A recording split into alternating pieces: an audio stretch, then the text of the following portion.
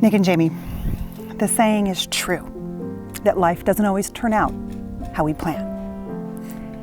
Yet it's also true that anything is possible with a trusted partner by our side. And despite circumstance or surroundings, love prevails. And it is not defined nor created by a large guest list, a banquet hall, or even a first dance. Rather, it's an evolving ritual between two imperfect humans bonding in an imperfect world. Today, you stand under an open sky in the view of our Creator, as we give recognition to all of the moments prior to this that you already labored and loved to get here. It was a decade ago when you first noticed each other, and 4 years have passed where you have found your footing with this romance. And during that time, you've been thriving upon each other's presence and refuge, realizing at some point along the way that life's trials, they were never going to be so threatening, as long as you had a safe space for each other.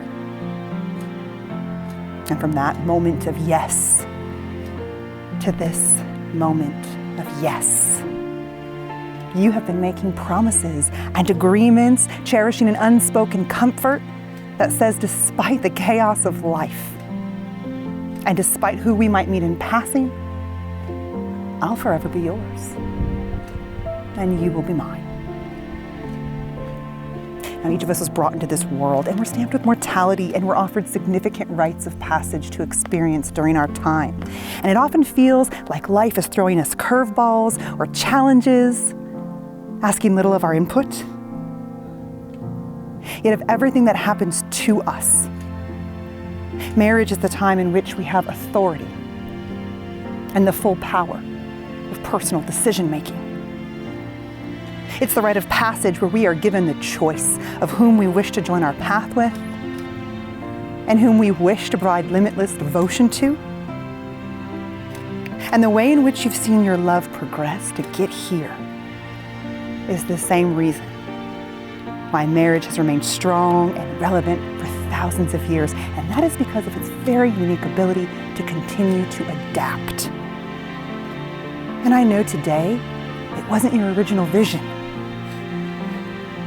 but today is beautiful evidence that joy should never be delayed. So knowing that this type of agreement shouldn't be entered into lightly, knowing the possibilities and the responsibilities of marriage, I ask, do you each stand here today gladly and of your own free will?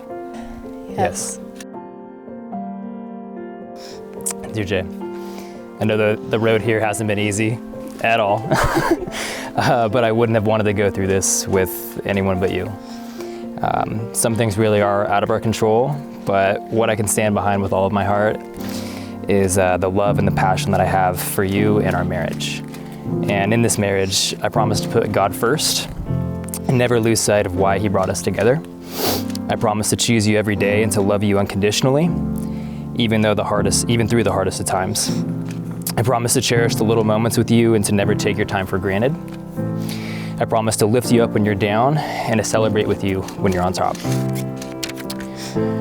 I also promise to let you still call the dogs yours, even though I'm officially their dad now. And thank you for making me the best man that I can be. I truly am grateful and blessed to be able to spend forever with you.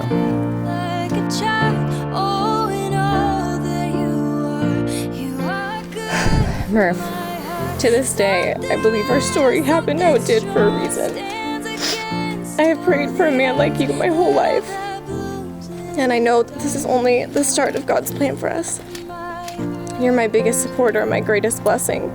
Thank you for being an example of pure love, a man of integrity, and my very best friend. You always lift me up when I'm down, and words can never express my gratitude to the acts of love that you show me every single day. You make me feel chosen. I vow to always respect you, love you unconditionally, and stand by your side. I promise to always listen, be patient, to meet you where you are.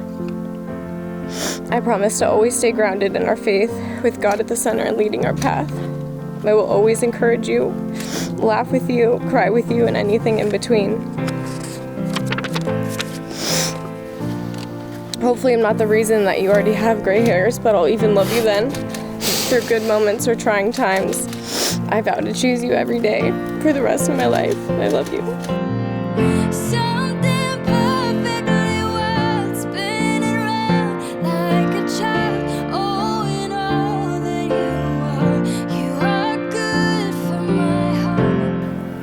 I want you to just hold those rings, and I want you to give them good energy right now, because from this day forward, they are going to serve as an outward and visible symbol of your declaration to one another.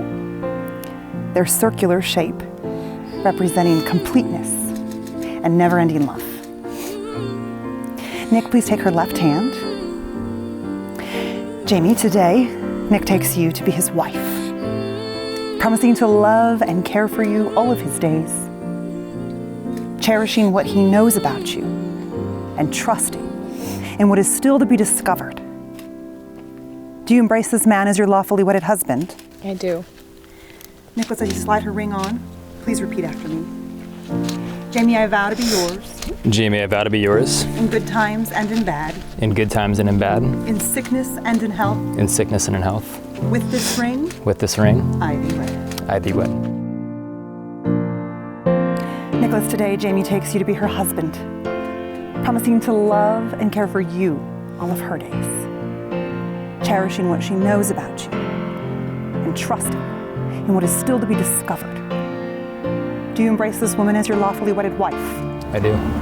As you slide his ring on, please repeat after me.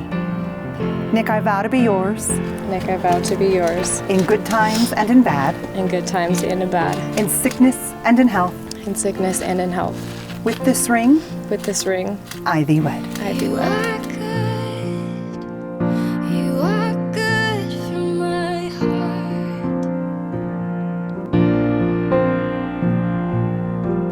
A passage from the book of Ruth.